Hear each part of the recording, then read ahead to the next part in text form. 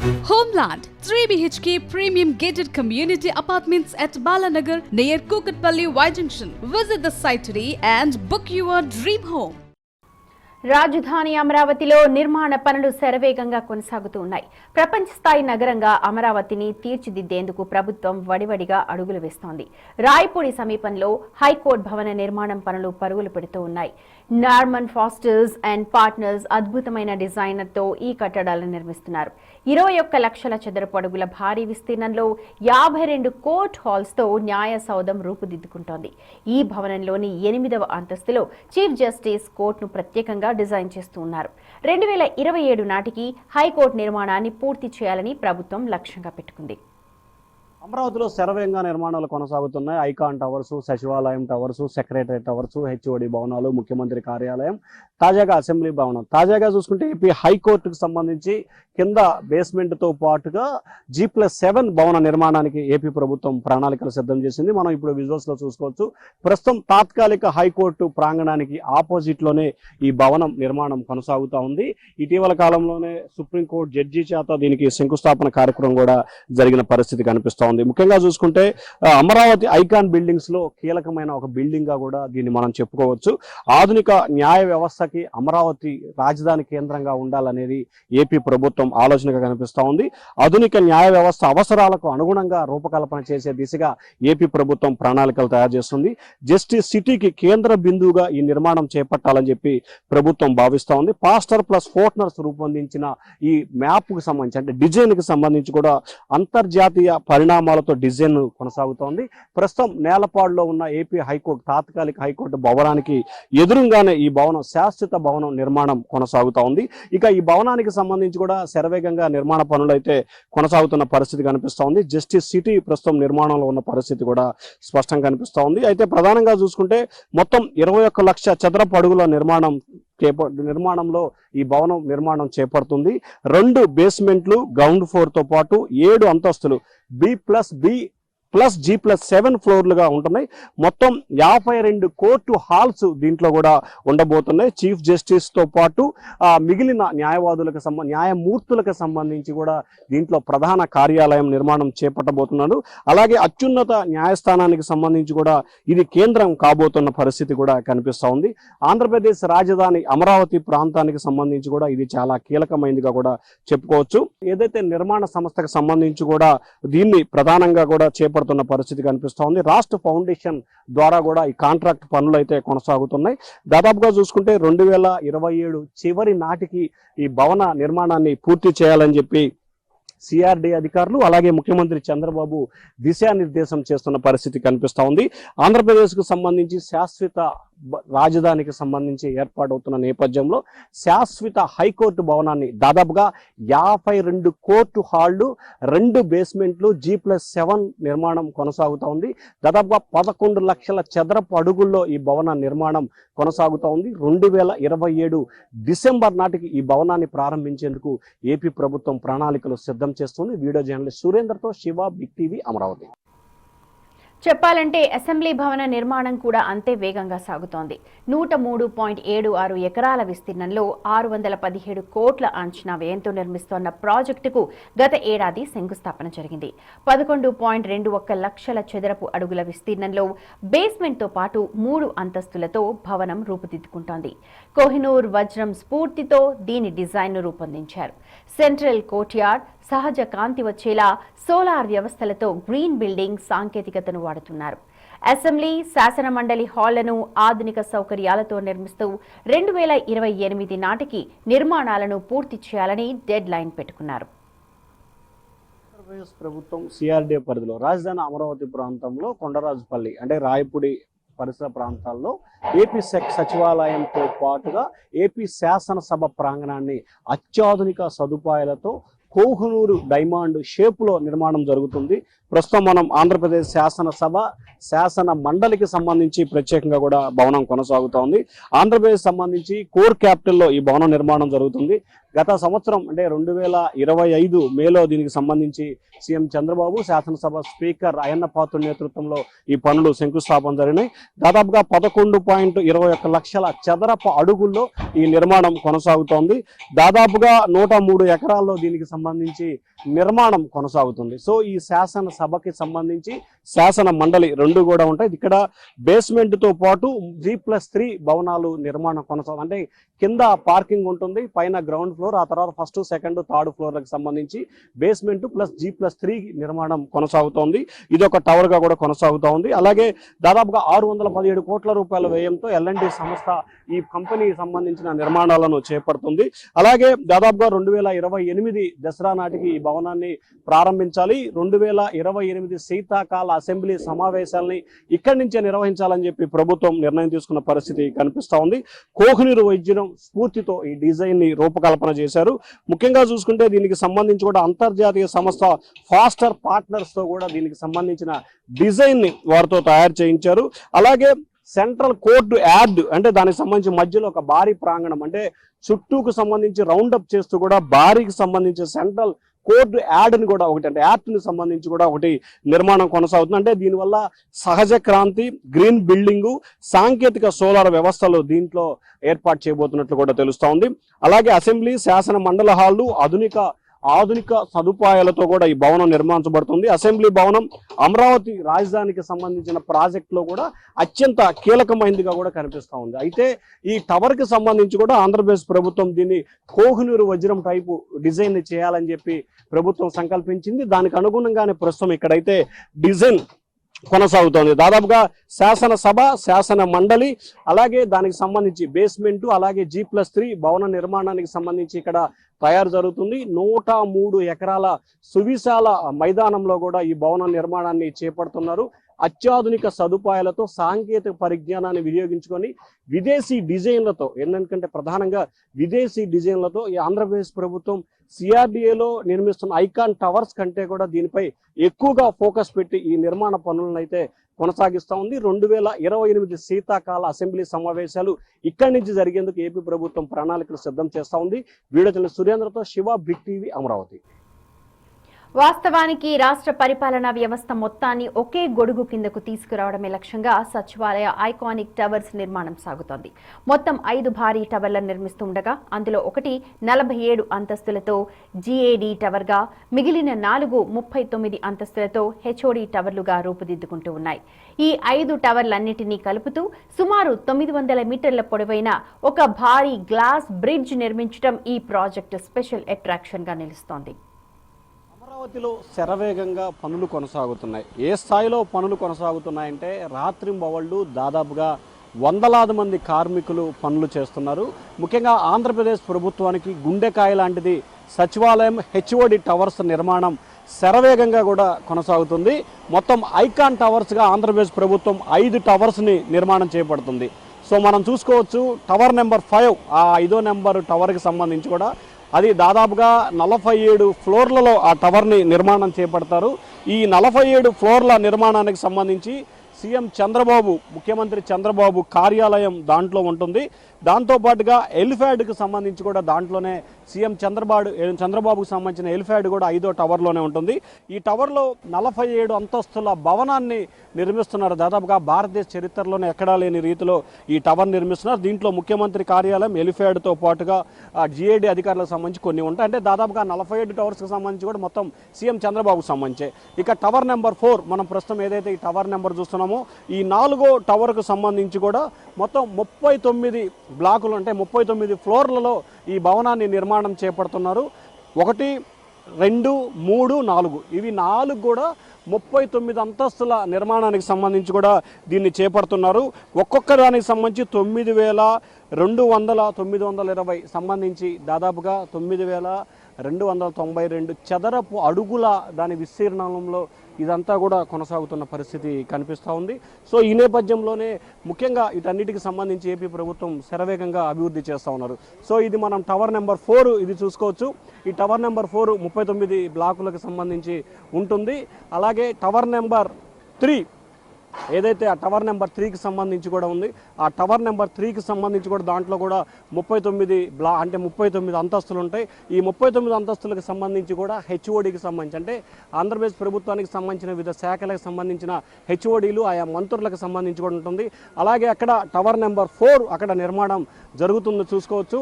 Tower number 4, tower number 5 అంటే మొత్తం 5 టవర్లకు సంబంధించి కూడా పక్కనే మొత్తం 5 టవర్లని కూడా సిఆర్డీ అధికారులు వివిధ కాంట్రాక్ట్ సంస్థలు కొన్ని ఎల్ఎన్టీకి కొన్నిటికి సంబంధించి కూడా షాపోజీ పల్లంజీకి మరికొన్నికి సంబంధించి ఎన్సీసీకి సంబంధించి కూడా మొత్తం 5 టవర్స్ని కూడా దాదాపుగా నిర్మాణం చేపడుతున్నారు. వందల కోట్ల రూపాయలతో ఈ నిర్మాణ పనులు అయితే కొనసాగుతున్నాయి. నిత్యం వేలాది మంది కార్మికులు 365 రోజుల పాటు 24 గంటల పాటు కూడా ఈ టవర్ల నిర్మాణం కొనసాగుతూ ఉంది. 2028 దసరా నాటికి ఈ 5 టవర్ల నిర్మాణాన్ని పూర్తి చేయాలని చెప్పి ఏపీ ప్రభుత్వం టార్గెట్ పెట్టుకుంది. ఇప్పటికే సీఎం చంద్రబాబు రాజధాని ప్రాంతంలో పర్యటించారు. మంత్రి నారాయణ నిత్యం ఈ ప్రాంతంలో పర్యటిస్తూ రాజధాని ప్రాంతంలో జరుగుతున్న అభివృద్ధి పనులు, నిర్మాణ పనులను స్వయంగా పర్యవేక్షించడంతో పాటు ఎప్పటికప్పుడు డైరెక్షన్స్ అలాగే మార్పులు చేర్పులు చేస్తూ కూడా పూర్తి స్థాయిలో ప్రణాళికని తయారు చేస్తున్న పరిస్థితి కనిపిస్తూ ఉంది. సో రాజధానికి సంబంధించి ముఖ్యమంత్రి అలాగే హెచ్ఓడీలకు సంబంధించిన టవర్స్ మనం చూసుకున్న 1, 2, 3, 4, 5 సంబంధించి వరుసన కూడా 5 టవర్లను ఇక్కడ నిర్మిస్తున్నారు. టవర్ నెంబర్ 5లో సంబంధించి కూడా సీఎం చంద్రబాబుకు సంబంధించి 47 అంతస్తులు ఉంటుంది. దాంట్లో హెలిప్యాడ్ కూడా ఉంటుంది.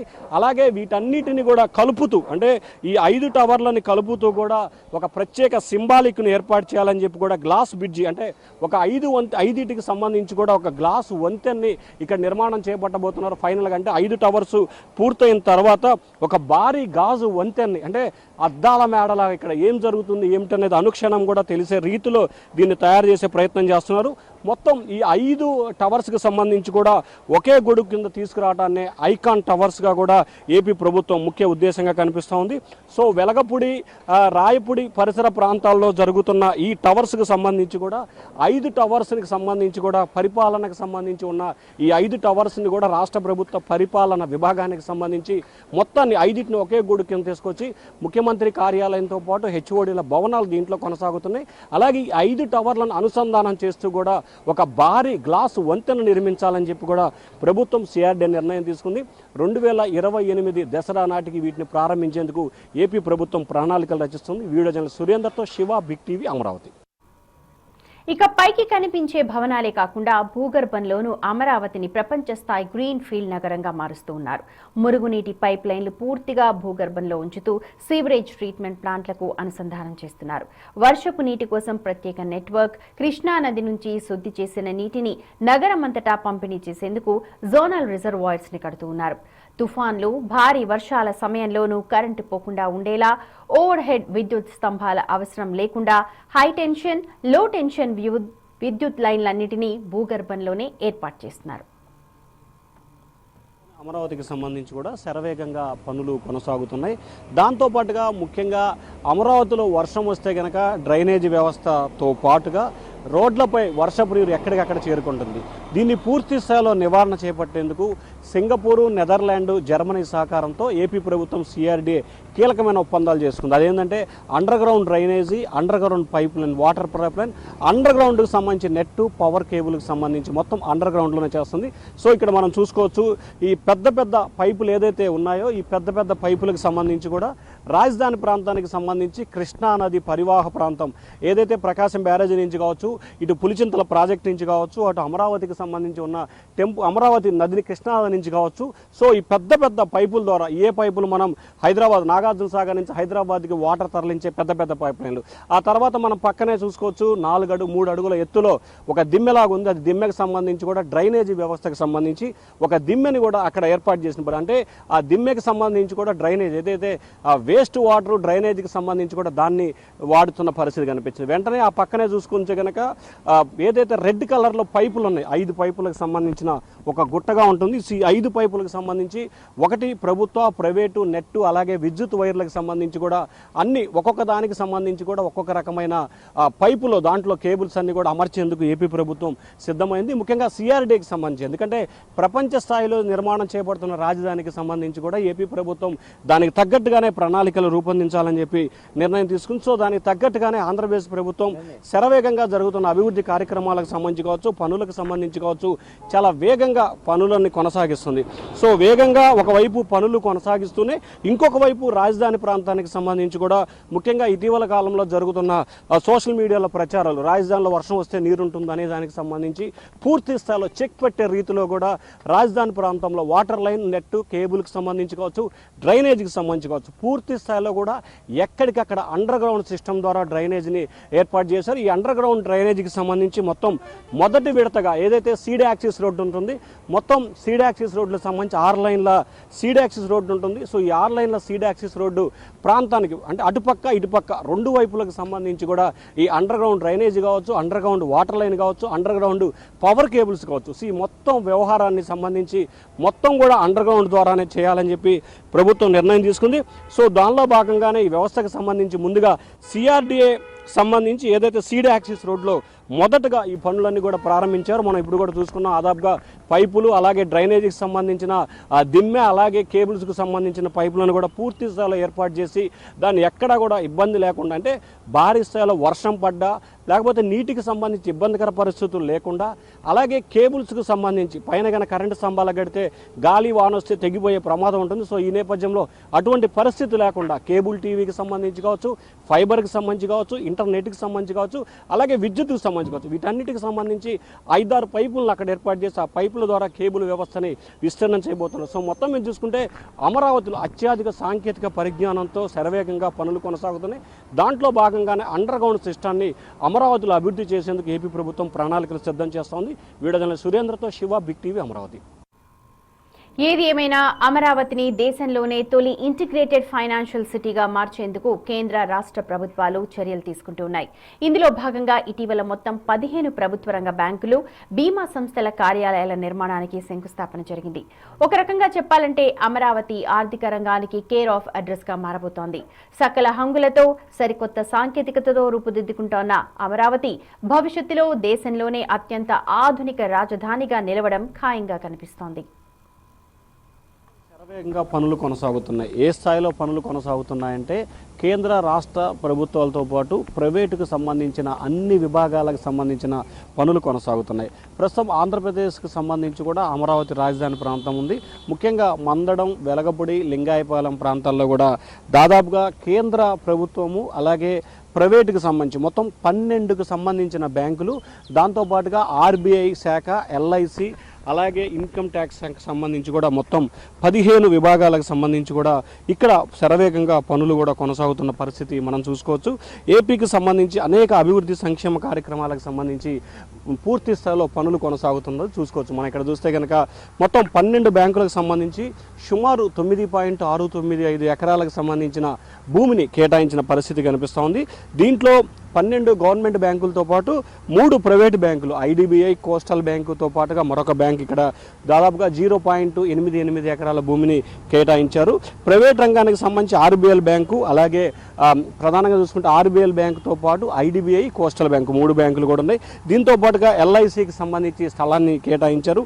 ఇన్కమ్ ట్యాక్స్కి సంబంధించి కూడా దీంట్లో స్థలం కేటాయించారు. అలాగే కేంద్ర ప్రభుత్వానికి సంబంధించి కూడా ఆర్థిక పరిపాలనా వ్యవహారాలకు సంబంధించి కూడా కేటాయింపులు చేస్తున్న పరిస్థితి కనిపిస్తోంది. మనం ఏదైతే ఇప్పుడు విజువల్స్లో చూసుకుంటున్నాము ఇక్కడ అన్ని ప్రభుత్వ రంగ బ్యాంకులకు సంబంధించి state bank, Punjab national bank, bank of Baroda, Canara bank, union bank of India, Indian bank, bank of India, central bank of India, Indian overseas bank, UCO bank, Punjab and Sindhu bank, bank of Maharashtra, అంటే ఇవన్నీ కూడా ఈ 12కు సంబంధించిన బ్యాంకులు, ఎల్ఐసి, ఆర్బీఐ, ఇన్కమ్ ట్యాక్స్ సంబంధించిన కార్యాలయ నిర్మాణ పనులు శరవేగంగా కూడా కొనసాగుతున్నాయి. మొత్తానికి సంబంధించి దాదాపుగా 11 ఎకరాల చిల్లర భూములను కూడా కేంద్ర ప్రభుత్వం, రాష్ట్ర ప్రభుత్వం ప్రాంతాలకు సంబంధించి కూడా కేటాయింపులు చేపట్టిన పరిస్థితి కనిపిస్తోంది. దీంట్లో ముఖ్యంగా అమరావతికి సంబంధించి కూడా డిజిటల్ బ్యాంక్ వ్యవస్థని ఎక్కువగా కేంద్రీకృతం చేయాలనేది కూడా ప్రభుత్వం నిర్ణయం తీసుకున్న పరిస్థితి కనిపిస్తూ ఉంది. అయితే వీటితో పాటుగా వీళ్ళందరికీ సంబంధించి నివాస గృహాలకు సంబంధించి కూడా మరొక 11.5 అంటే 11.5 ఎకరాలకు సంబంధించి బ్యాంకులు, అలాగే దాంతో పాటుగా నిర్మాణ పనులు కొనసాగేదానికి సంబంధించి ఏర్పాట్లు 12 బ్యాంకులు, 3 ప్రైవేట్ బ్యాంకులు, అలాగే కేంద్ర ప్రభుత్వ సంస్థలకి సంబంధించిన మరికొన్ని వీటన్నిటిని కూడా రాజధాని ప్రాంతం అమరావతిలో కూడా పనులు శరవేగంగా కొనసాగుతున్నాయి. మనం ఇదంతా చూసుకోవచ్చు. ప్రొక్లైనర్లు, జేసీబీలతో నిర్విరామంగా కూడా రెయ్యంబగుళ్ళు పనుల ప్రక్రియ ఇక్కడ కొనసాగుతూ ఉంది. అన్ని బ్యాంకులకు సంబంధించి సొంత భవనాలని నిర్మాణం చేసుకునేందుకు కేంద్ర ప్రభుత్వం, రాష్ట్ర ప్రభుత్వం సంయుక్తంగా కూడా ఈ నిర్మాణ పనులకు సంబంధించి కూడా శ్రీకారం చుట్టింది. రానున్న 5 నుంచి 6 నెలల వ్యవధిలోనే ఈ బ్యాంకు ప్రధానమైన కార్యాలయాలన్నీ కూడా అమరావతి కేంద్రంగా పనులు కొనసాగించేందుకు ఏపీ ప్రభుత్వం నిర్ణయం తీసుకుంది. దాదాపుగా దసరా నాటికి ఇవన్నీ ప్రారంభించేందుకు ఏపీ ప్రభుత్వం ఇప్పటికే ప్రణాళికలు రూపొందించింది. రాష్ట్ర ప్రభుత్వానికి సంబంధించిన అన్ని అనుమతులని రాష్ట్ర ప్రభుత్వం ఇచ్చింది. అలాగే కేంద్ర ప్రభుత్వం ఆయా బ్యాంకు యాజమాన్యాల నుంచి కూడా అన్ని రకాల అనుమతులు, అలాగే నిధులను కూడా పూర్తి స్థాయిలో కేటాయించింది. కాబట్టి వచ్చే 4-5 నెలల వ్యవధిలోని బ్యాంకులన్నీ పూర్తయి ప్రజలకి అందుబాటులో వచ్చే విధంగా కార్యాచరణ రూపుదిద్దుకోబోతుంది. మొత్తం మీద చూసుకుంటే నవ్యాంధ్ర రాజధాని అమరావతి కేంద్రంలో శరవేగంగా ప్రభుత్వ, ప్రైవేటు, అలాగే కార్మిక సంబంధించిన అన్ని విభాగాలు పనులైతే శరవేగంగా కొనసాగుతున్నాయి. వీడియో సురేంద్రతో శివ, బిగ్ టీవీ, అమరావతి.